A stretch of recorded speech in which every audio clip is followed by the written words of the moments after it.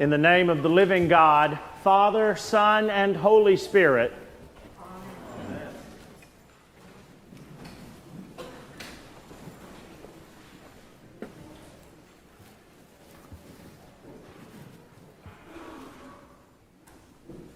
What do you want to be when you grow up? Irrespective of age or occupation, this question always comes back around. Our parents made suggestions. Our friends are always quick to offer their advice. And a career counselor in college had the audacity to tell me I needed to grow up before I could decide what I wanted to be when I grow up. And guess what? Priest wasn't on anyone's radar. The question, underneath the question, however, the real message behind what do you want to be when you grow up is really this. Why haven't you grown up? Why are you a worm, an ugly caterpillar, and not a beautiful butterfly yet? Why are you stuck in first gear? What is wrong with you? Why can't you just get her done? To borrow from Larry the Cable Guy.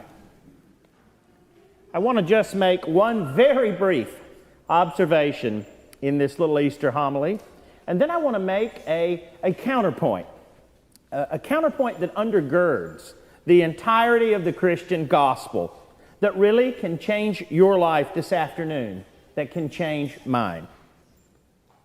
The first thing I want to point out is that institutional religion, in the very worst sense of that word, also has its own set of ideas about growing up. Has anyone ever admonished you saying, that's certainly no way for a Christian to act? Have you ever made a complete fool of yourself and then been critically rebuked with these words, and you call yourself a Christian? You all must be perfect. If I lose my cool in traffic, or blurt out words I shouldn't say. My 5th grade daughter, Camille, loves to make a big deal about it, saying, you're such a great priest, Dad. These comments, whether they are spoken aloud or silently considered, they're indictments is what they are. And they are infinitely stronger than sticks and stones, it turns out, because words and thoughts can hurt me. Can hurt you. In the opening scene from the movie, There's Something About Mary. All the teenage boys have a crush on Mary, a popular teenage girl played by Cameron Diaz. And they all want to take her to prom. But they know they don't score high enough to entice her interest in any way. I heard she's going with some guy named Woogie, comments one of the young men. Who? Asks an awkward teenage Ben Stiller. Woogie, you know, big guy, goes to Barrington High. He's like all-state football and basketball and valedictorian. I heard he got a scholarship to Princeton, but he's going to Europe first to model. And in that exchange, Hollywood, of all places, exposed in secular film precisely what I'm talking about takes place. When someone asks you, what do you want to do when you grow up? Because what's basically being said is, you better measure up. These accusations that feel like criminal charges come from the wholesale assumption that genuine Christians better be busy raising their scores, better make some progress, for crying out loud. And this is universally true, because there is not a single person alive who doesn't make implicit or explicit assessments about the measure-upness of others in relation to ourselves. And all of this means, just to get this observation on the table, and all of this means that we believe that authentic faith is quantifiable, that righteousness can be tracked. This is the essential ingredient that keeps gurus, New Year's resolutions and the eightfold path of enlightenment in business. If I just read enough how-to books and attend enough marriage and parenting retreats, surely I'll grow up. Surely I'll be someone, a mature, let's say, religionist. So that's the observation. The observation is that humanity has a horrible, deeply conflicted relationship with achievement of self-expectation, with I've finally grown up perfectionism as the ultimate affirmation. And it is therefore missing out. It is therefore dangerously blind to bona fide righteousness and joy.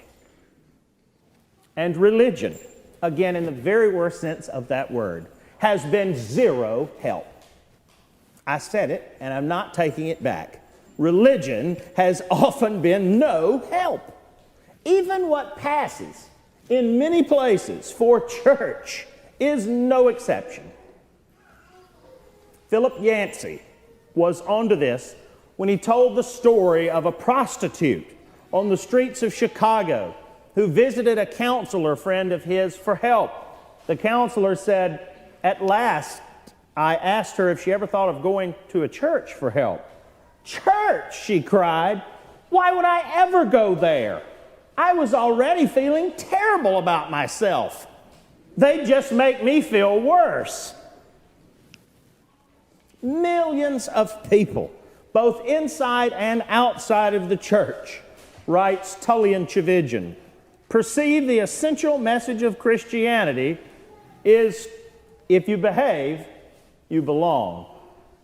And Fleming Rutledge, a lifelong Episcopalian, asks the $64,000 question, how can I ever be free from anxiety about not being good enough? Now the counterpoint.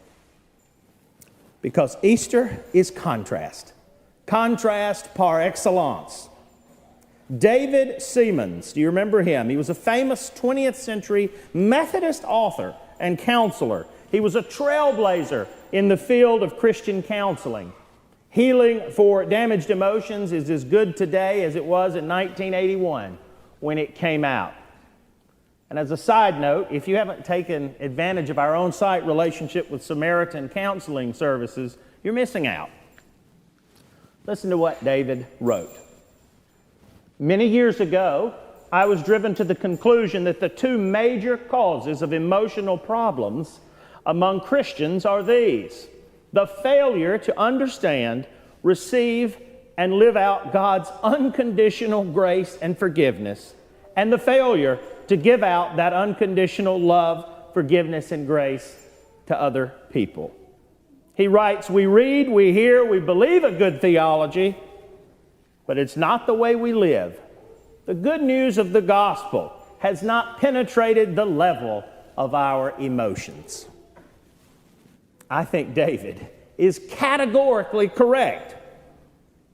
And I know he is, because I am just one of the many millions of Christians who feel like there is a shroud, something like spiritual cling wrap, that leads me to think the gospel is too good to be true, that God only really helps those who are ready to help themselves, that there must be a catch somewhere, some footnote I haven't yet read. Yet, I know in my head that Christ died for my sins. I know the old saw, nothing in my hand I bring, simply to the cross I cling.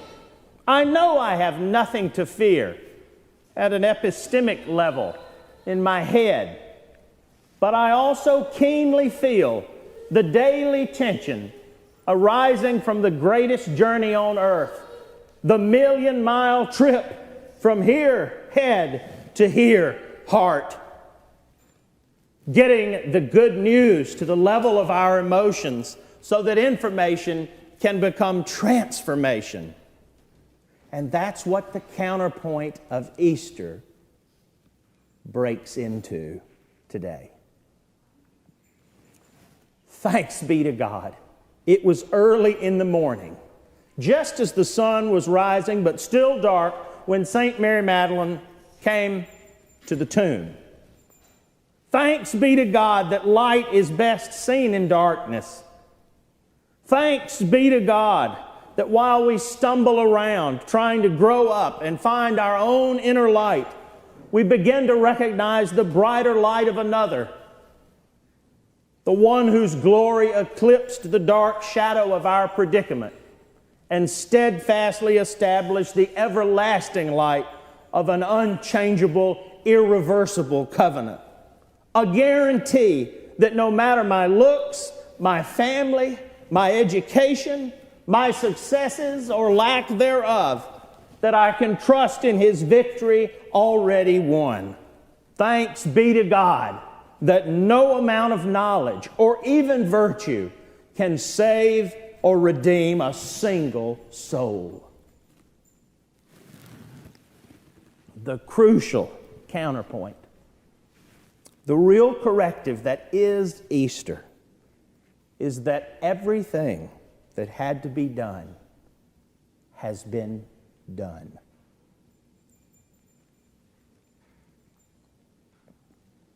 And it happened because of who He is, not because what I will or what I won't become when I grow up. And that is the most liberating news in all of the universe. W.H. Auden, the great Anglican poet, put it like this: I know nothing except what everyone knows. If there when grace dances, I should dance too. So it's Easter now, and always will be.